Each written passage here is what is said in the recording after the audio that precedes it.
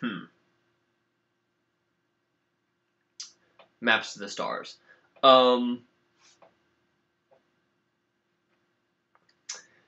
Maps to the Stars is the latest film from director David Cronenberg. He is the kind of visionary mastermind behind Scanners, The Brood, The Fly, Videodrome, Naked Lunch, uh, yeah, History of Violence, Eastern Promises, A Dangerous Method, Cosmopolis. I mean, he has work that, is ages, decades and decades and decades of work that's constantly evolving.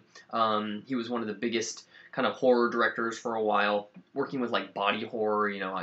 That's kind of his genre. He is one of my favorite working directors, which is why I have been chomping at the fucking bit to see Maps to the Stars.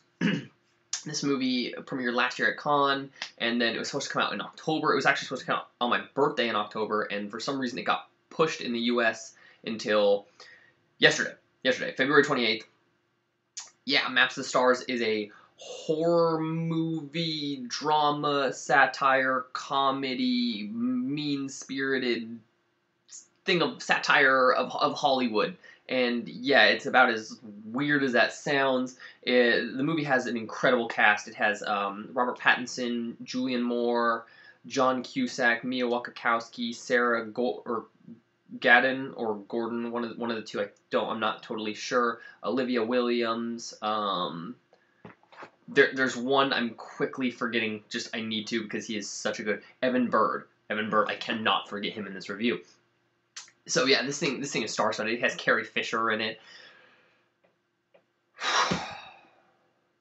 Maps to the Stars is essentially a look into the kind of Hollywood lifestyle. It's a little bit skewed and a little bit dark, but it's so real that the fact that like I've lived here for like 2 years and I know people that like would fit into this movie, and that's terrible. It's terrifying.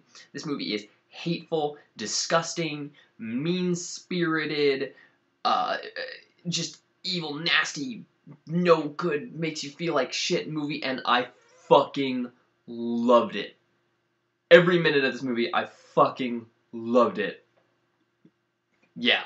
Maps to the Stars, I can't tell you why. This is such a strange movie that the entire time I was watching it, I didn't know what I thought of it. Like most movies, you can be like, "Oh, I'm having a great time." Maps of the Stars was weird. I was just watching. This movie is just this scene after scene after scene after scene of something every time you turn around, something bad might happen. It has psychotic daughters of celebrities who have been burned. It has child stars that swear and they're terrible people and they play with guns, and you have self-centered published authors and washed up Lindsay Lohan like actresses, and it's just this mesh dream catcher like story where they're all intertwined with each other, and it's all terrible and they're all horrible and everything they do is horrible, and none of these people are good except for it's fucking great. It is so great. They don't make movies like this anymore. This is such a real, dark, dirty satire of Hollywood. It's crazy, the disgusting shit that really happens in Hollywood. This movie is pointing at it, and it's like, that is there, and that is shitty, and that is exactly like that. And it is just, it's fucked up. This movie is so fucked up, and I mean, when I was in the theater, people were laughing, and people were just going about it, and just because this movie is so fucked up. Yeah, but that's David Cronenberg, so the movie delivers on all aspects.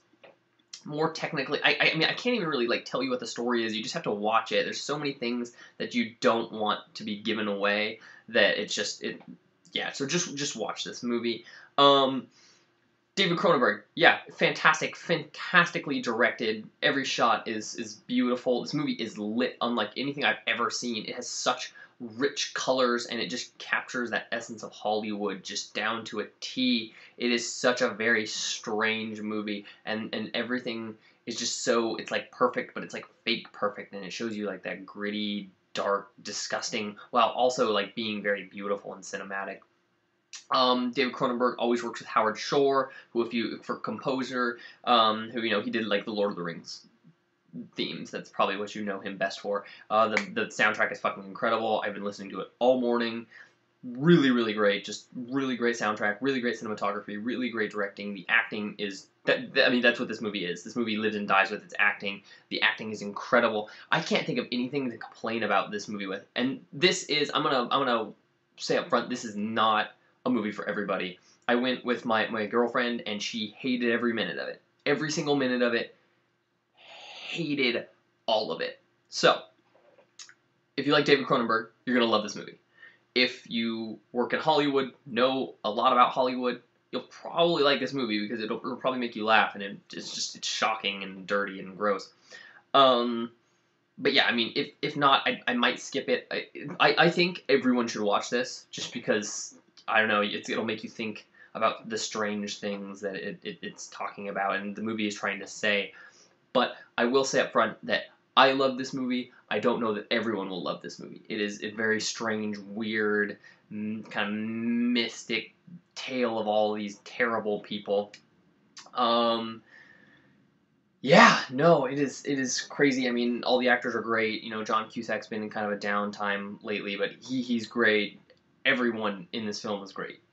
Every single actor in this film is great, especially Evan Bird, who plays the son Benji. That kid can fucking act. I cannot wait to see what this kid does. He is so good. He is my favorite part of the movie, and it's in a dark and twisted way. David Cronenberg's back. I cannot wait to see what he does next.